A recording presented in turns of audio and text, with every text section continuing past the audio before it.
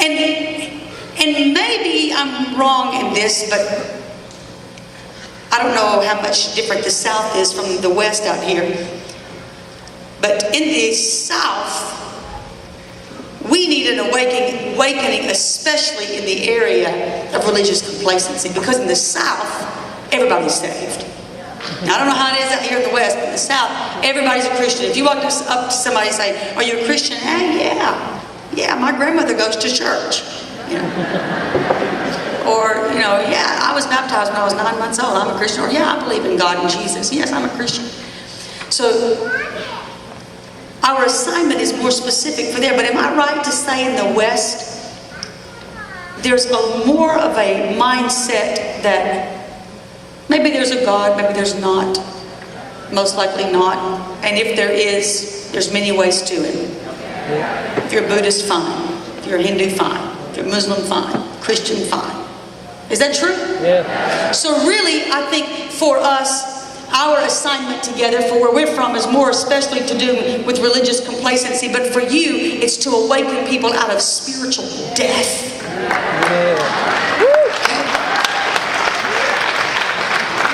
And we can do this if we'll do it together. And actually, this call of awakening, I don't just say it in regard only to the unchurched. Because to tell you the truth, the message of awakening is to the unchurched and the churched. Because right now, I don't see a lot of difference in them. At least not where we're from. And I understand that we have sort of an exclusive little group in this room here.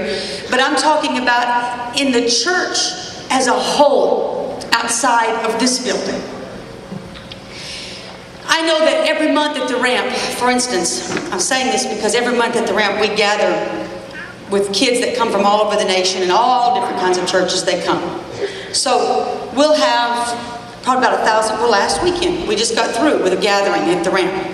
So we have about 1,000 kids squeezed in that room. And what blows my mind is the condition of the church kids. Because you talk about needing an awakening. Here's the deal, kids. We can't awaken anybody outside these walls until we've been awakened ourselves. And just knowing, hang on. I say this because here, when I realized we usually have 7 services at the ramp in 2.5 days. The first service is always a given that the church kids first have to get saved. I mean, that's when we go into every service knowing that that service is going to have to be the service where pretty much the majority of them gives their hearts to Jesus. And these are the ones that's coming in youth groups. So they come in, they're unaccustomed to the presence of God. Just go with me here. What's wrong with that? So they act a little uncomfortable, a little scared, because they're not used to His presence. So they just kind of stand there, bug-eyed. And then you realize very quickly that you can't really take them too far into the holy place. Because, as Damon says, you're not going to go with God into a bedchamber with a courting relationship. So they can do a little praise, but as far as worship, you'll realize very quickly when you hit the wall that you're not going past.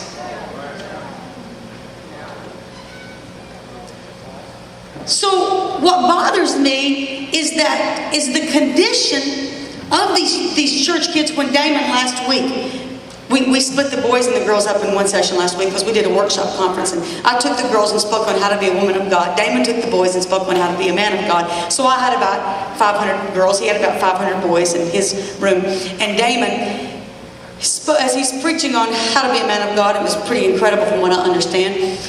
He gave an altar call to these church boys, to the kids, the church young men, to be delivered from pornography.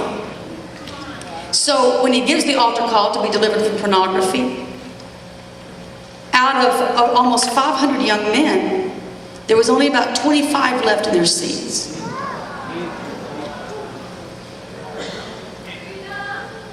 So while the guys, the young men came, their youth pastors came and their senior pastors came, sobbing and weeping in the altar.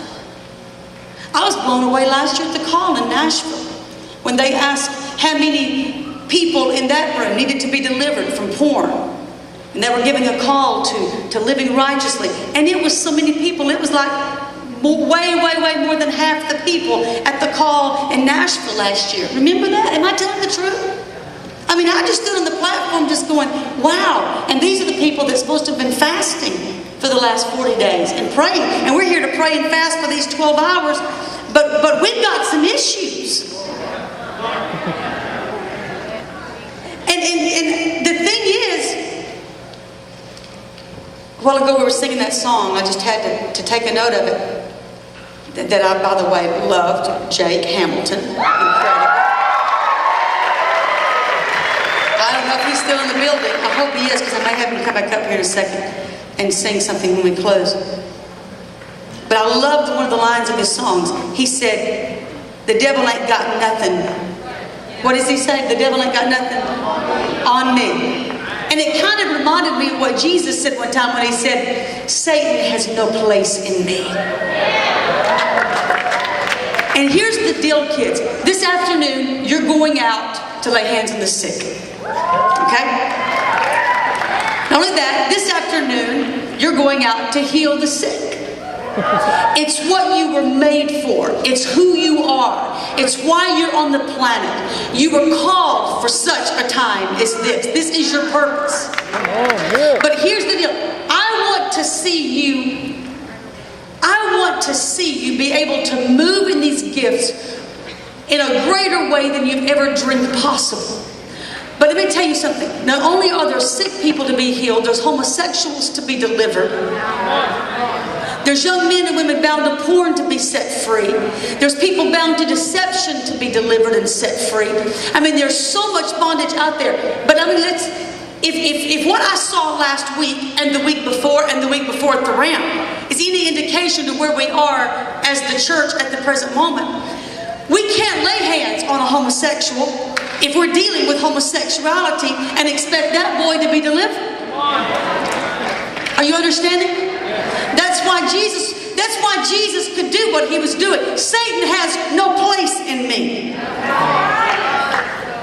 So we have to understand there's got to be an awakening of it in our own lives for us to really be effective in releasing what he's called us to release. Because here's the deal. Banning and I both want you to make it. I want to see you not only start, we want to see you finish. He and I both, when you leave this conference, we don't want this to just be the little 3 days that y'all go lay into the seat and get all hopped up because the music is great and go back. It's just status quo until you come back next year. I don't really think that's who y'all are, but a lot of youth groups are. I don't want you to be the kind of generation that made some of the mistakes that my generation made. That focused so much, listen to me, on ministry and on being known. And I don't think that's who you are. But I'm just going to say this because it's been the mistakes of my generation and I can speak well for them. I don't want you to be the kind of generation that thinks because that you're laying hands on the sick and they're being healed, or that you're laying hands on people and being delivered and they're being delivered and all these great things are happening, that's the end result here. Because here's the deal. There's still a greater object to it all. Because Jesus said some people will stand before him and say, I did this in your name, I did that in your name, I cast out devils in your name, I did all these wonderful works in your name. And that the Father will say, depart from me, I never knew you. I don't want you to be a generation that can do all this stuff but not know